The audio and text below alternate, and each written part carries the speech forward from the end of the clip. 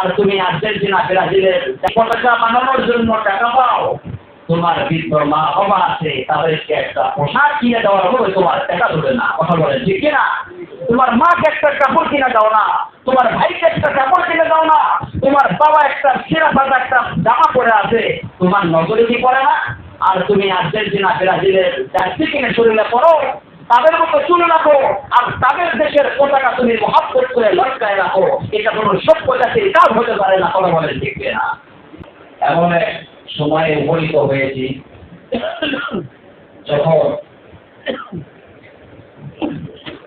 গোটা বিশ্ব জুড়ে, বিশেষ করে আমাদের মুসলিম সমাজে এক অদ্ভুত এবং ভয়াবহ উন্মাদনা ও কারবারি শুরু হয়েছে। তা হলো আর্জেন্টিনা ব্রাজিলকে নিয়ে। কথা বলে ঠিক এই খেলাধুলা নিয়ে। আসলে খেলাধুলা যদিও একটা বিনোদনের মাধ্যম, কিন্তু যখন তা মানুষের ঈমান, আমল, সময়, চিন্তা, চেতনাকে গ্রাস করে, তখন তারা স্বাভাবিক পর্যায়ে থাকে না। কথা বলে ঠিক কিনা? আজকে এমন এক পাগলামের পরিস্থিতি শুরু হয়ে গেছে, ইসলামী জীবনের প্রতিটি ক্ষেত্রে একটি সীমা রয়েছে। তাই খেলাধুলার একটা সীমা রেখা আছে। খেলে অন্য দেশে, খেলে নাস্তিক, খেলে বেঈমান, অমুসলিম, খ্রিস্টান, ইহুদিরা, আর আনন্দ করে মুসলিম সমাজ। কথা বলেন দেখে, এটা কখনো ইসলাম সমর্থন করে না। আমরা দুনিয়ার মোহে আজকে অন্ধ হয়ে পড়েছি। দুনিয়ার পিছনে, দুনিয়ার খেল তামাশা, দুনিয়ার পিছনে আমরা পড়ে আমরা আখিরাতকে ভুলে গিয়েছি, আমরা আল্লাহকে ভুলে গিয়েছি। অথচ রাসূলুল্লাহ সাল্লাল্লাহু আলাইহি সাল্লাম বলেছেন, এমন একটি সময় আসবে মানুষ দুনিয়ার পিছনে ভুলে যাবে, আখিরাত থেকে কাফের হয়ে যাবে, আল্লাহকে ভুলে যাবে, দুনিয়ার কাজে লিপ্ত থাকবে। হুট করে ওই সময় কিয়ামত এসে পড়বে। নাউযুবিল্লাহ। আল্লাহ তাআলা বলেন, এই সম্প্রদায়ের মানুষেরা কেন এত নিশ্চিন্ত হয়ে আছে, কেন তারা চিন্তা করতেছে না, কেন তারা কাফের হয়ে আছে? অথচ আমার আযাব, আমার শাস্তি দিনের বেলায় তাদের কাছে উপস্থিত হবে এমন সময় যখন তারা দুনিয়ার খেল তামাশায় লিপ্ত থাকিবে। আজকে আমরা এমন মুসলমান হয়েছি, আল্লাহকে ভুলে গিয়ে, নামাজকে ভুলে গিয়ে আমরা কাফের হয়ে গেছি। অথচ সেই সম্পর্কে আল্লাহ তাআলা সূরাতুল মাউদে আল্লাহ তাআলা বলেছেন যে দুর্ভোগ ওই সকল ব্যক্তিদের জন্য যারা তারা নিজেদের নামাজের ব্যাপারে কাফের। আমরা আমাদের নামাজের ব্যাপারে কি বলেছি? কাফের হয়ে গেছি, উদাসীন হয়ে গিয়েছি। মসজিদে আযান হয়, বাড়িতে থেকে নামাজ পড়ে না, বাড়ির কাছে আমরা মসজিদে আসি না, রাস্তাঘাটে এখানে চলাফেরা করি, আযান হয় আমরা নামাজে যাই না। অথচ নামাজ যে ব্যক্তি পড়ে না, নামাজ না পড়ার কারণে ওই ব্যক্তি এরকম ভাবে বা গুনাহের কাজে লিপ্ত থাকে। আজকে মুসলমান মানুষ যদি নামাজ যদি সুন্দর করে পড়তো, তাহলে নামাজ তাদেরকে সফল করতো, অশ্লীল কাজ থেকে বিরত রাখতো। আল্লাহ তাআলা বলেন, ইন্নাস সালাতা তানহা আনিল ফাহশাই ওয়াল মুনকার। আল্লাহ তাআলা বলেন, নিশ্চয়ই নামাজ এমন একটি ইবাদত। আপনার ছেলের দ্বারা করে নেন। আল্লাহ তাআলা বলেন, নামাজ এমন একটি ইবাদত। রাসূলুল্লাহ সাল্লাল্লাহু আলাইহি সাল্লাম হাদিসে আবার বলেছেন, আস-সালাতু ইমাদুদ্দিন, মান আকামাহা ফাকাদ আকামাদ-দ্বীন ওয়া মান হাদামাহা ফাকাদ হাদামাদ-দ্বীন। নামাজ হলো ধর্মের খুঁটি। যে ব্যক্তি নামাজকে সঠিকভাবে সুন্দরভাবে যারা আদায় করতে পারবে, সে যেন তার ধর্মকে ঠিক রাখলো, সে যেন তার ধর্মকে ঠিক রাখলো। আর যে তার নামাজকে সঠিকভাবে আদায় করলো না, সে যেন তার ধর্মকে নষ্ট করে ফেললো। ঠিক না বলে? সুতরাং নামাজ পড়তে হবে। আজকে আমরা এমন গাফেল হয়ে গেছি, এই যে দেখেন আজকে খেলাধুলা নিয়ে মারামারি পর্যন্ত হতেছে। কথা বলেন ঠিক কিনা? কেউ হাসপাতালে, কেউ আবার জেলখানায় বন্দী হয়ে থাকে এই যে খেলাকে কেন্দ্র করে। মানুষ রাতের পর রাত ঘুম নাই, রাত 3টা থেকে 2টা পর্যন্ত মানুষ খেলা দেখে। কথা বলেন ঠিক কিনা?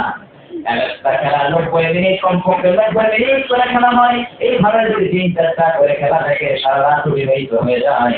এইভাবে মানুষ খেলা দেখে, আর যখনই গোল হয়ে যায় তখন মূর্তি মানুষ পর্যন্ত চিল্লায় উঠে বলে গোল, ঠিক কিনা?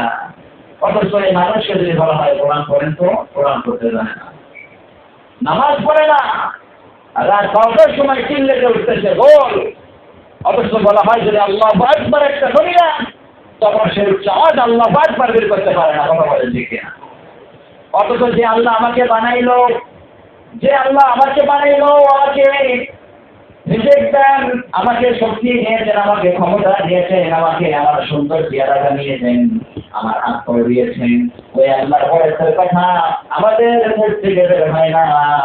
তখন আল্লাহ তাআলার কথা বলতে গেলে আমাদের লজ্জা লাগে, আমাদের ভয় লাগে, না জানি যে আমাদের কখন আর কি পুলিশ এসে ধরে নেয়, তাই কথা বলেন ঠিক কিনা? অথচ বিধর্মী তারা খেলতেছে, আফসোস আজকে মুসলমান তাদেরকে বন্ধু হিসেবে গ্রহণ করে নিয়েছে। অথচ আল্লাহ বলেন তোমরা খবরদার কোন বিধর্মীদেরকে বন্ধু হিসেবে গ্রহণ করতে পারবে না। ব্রাজিল, আর্জেন্টিনা তারা হলো খ্রিস্টান, মেসি, নেইমার, শুধু তাই নয়, অনেকে দেখবেন তাদের মতো আবার চুল রাখে, কথা বলেন ঠিক কিনা? আল্লাহ তাআলা বলেন, পবিত্র কোরআনে বলেন, আল্লাহ তাআলা বলেন যে আমি অপরাধীদেরকে চিনে ফেলবো। শুধু তাই নয়, ফায়ুখযু বিন-নাওয়াসি ওয়াল আকদাম, যারা বড় বড় চুল রেখেছে, কাল কিয়ামতের দিন তাদের ওই লম্বা চুল ধরে আমি তাদেরকে জাহান্নামে নিক্ষেপ করবো। নাউযুবিল্লাহ বলে। সম্মানিত হাজিরিন, মুসলমান জাতি কখনো ইহুদি খ্রিস্টানদেরকে বন্ধু হিসেবে গ্রহণ করতে পারে না। আজকে আমরা এমন ভাবে তাদেরকে মহাব্বত করি যে ব্রাজিল, আর্জেন্টিনা খেলা হয়, তাদের এমন ভালোবাসি, মহাব্বত করি, তাদের মতো চুল রাখি, তাদের মতো পোশাক আমরা পরিধান করি, কথা বলেন ঠিক কিনা? তাদের মহাব্বতকে অথচ রাসূলুল্লাহ সাল্লাল্লাহু আলাইহি ওয়াসাল্লাম বলেন আল মারউ মা'a মান আহাব্বা, যে যাকে ভালোবাসবে, যে জাতিকে ভালোবাসবে, যাকে যে মহাব্বত করবে তার সাথে তার হাসর হবে। তাহলে যে মেসি, নেইমারকে ভালোবাসে, ইহুদি খ্রিস্টানদেরকে ভালোবাসতেছে, তার সাথে তার কি হবে? হাসর হবে, তার সাথে সে জাহান্নামে যাবে। সম্মানিত হাজিরিন, আল্লাহ তাআলা বলেন ইউরিফুল মুজরিমুনা বিসীমাহুম, আমি সেদিন কিয়ামতের দিন অপরাধীদেরকে দেখে আমি চিনে ফেলবো। সুবহানাল্লাহ। কে অপরাধী, কে গুনাহ করেছে, কে নাফরমান, আমি আল্লাহ থেকে কি করব? আমি আল্লাহ থেকে চিনে ফেলবো। তারপরে কি করব? ফায়ুখযু বিন-নাওয়াসি ওয়াল আকদাম, আমি তাদের নাওয়াসি, সামনের চুলকে বলা হয়, আমি তাদের মাথার সামনের চুল ঝুঁটি ধরে তাদেরকে আমি জাহান্নামে নিক্ষেপ করব। তাদের সামনের চুল ওয়াল আকদাম এবং তাদের পা ধরে, উল্টো দিক করে পা ধরে ঝুঁটি ধরে আমি তাদেরকে জাহান্নামে নিক্ষেপ করব। সম্মানিত হাজিরিন, শুধু তাই নয়, আজকে আমরা ইসলামের সীমারেখা বন্দি পেরিয়ে গিয়ে খেলাধুলার একটা সীমারেখা আছে, সেটাকেও পার করে দিয়ে আমরা আমাদের ভালোবাসা এমন পর্যায়ে চলে গিয়েছে যে ওই ইহুদি খ্রিস্টানদের দেশে আর্জেন্টিনার ব্রাজিল তাদের পতাকা বানিয়ে লম্বা লম্বা পতাকা আমরা রাস্তার মোড়ে মোড়ে বিভিন্ন জায়গায় লটকায় রেখেছি। ঠিক না বলে? এটা শুধু ইসলামের বিরোধিতা নয়, এটা শুধু ইসলামের খিলাফের কাজ নয়, বরং দেশের আইন অনুযায়ী এটা একটা চরম অপরাধ। কারণ তুমি যদি দেশপ্রেমিক হতে তুমি দেশের পতাকা লটকাতে, কথা বলেন ঠিক কিনা? দেশের পতাকা ছোট লটকায়, আর দেশের পতাকার চাইতে অনেক গুণ বড় করে তুমি বিধর্মীদের দেশের পতাকা তুমি লটকাইছো, এটা বাংলাদেশের আইন মোতাবেক এটাও একটা বড় অপরাধ, কথা বলেন ঠিক কিনা? সম্মানিত হাজিরিন, সুতরাং এর মানে বোঝা যায় আপনি তাদেরকে মহাব্বত করেন, তাদেরকে ভালোবাসেন। যদি নাই বাসতেন তাহলে তাদের পতাকা বানিয়ে লটকায় রাখতেন না, কথা বলেন ঠিক কিনা? এগুলো অনর্থক কাজ।